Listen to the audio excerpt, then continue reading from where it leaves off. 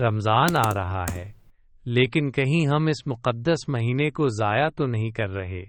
رمضان وہ مہینہ ہے جس میں اللہ تعالیٰ اپنی رحمتوں کے دروازے کھول دیتا ہے، گناہوں کو معاف فرماتا ہے اور نیکیوں کا اجر کئی گنا بڑھا دیتا ہے۔ لیکن افسوس، بہت سے لوگ رمضان پا کر بھی اس کی قدر نہیں کر پاتے۔ آج ہم بات کریں گے کہ رمضان میں ہمیں کیا کرنا چاہیے اور کن چیزوں سے بچنا چاہیے۔ سب سے پہلے بات کرتے ہیں کہ رمضان میں کیا کرنا چاہیے۔ رمضان میں سب سے اہم چیز نماز کی پابندی ہے۔ روزہ صرف بھوکا رہنے کا نام نہیں، بلکہ اللہ کے سامنے جھکنے کا نام ہے۔ جو شخص روزہ رکھ کر نماز چھوڑ دیتا ہے، وہ رمضان کا اصل مقصد کھو دیتا ہے۔ دوسری اہم چیز ہے قرآن سے تعلق۔ یہی وہ مہینہ ہے جس میں قرآن نازل ہوا۔ کوشش کریں کہ روزانہ تھوڑا ہی صحیح قرآن ضرور پڑھیں اور اس کو سمجھنے کی کوشش کریں۔ تیسری چیز ہے استغفار اور دعا۔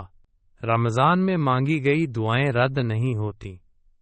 اللہ کو منانے کا یہی بہترین وقت ہے۔ اب بات کرتے ہیں کہ رمضان میں کیا نہیں کرنا چاہیے۔ سب سے پہلی چیز گناہوں سے غفلت۔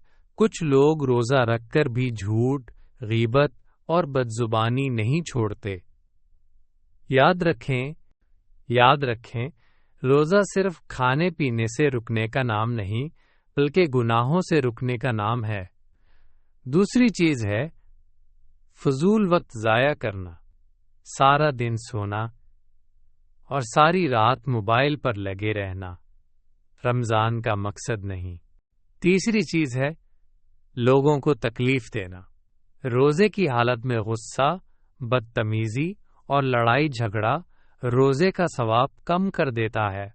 آخر میں ایک بات یاد رکھیں، رمضان ہر سال نہیں آتا۔ کسی کو معلوم نہیں کہ اگلا رمضان نصیب ہو یا نہ ہو۔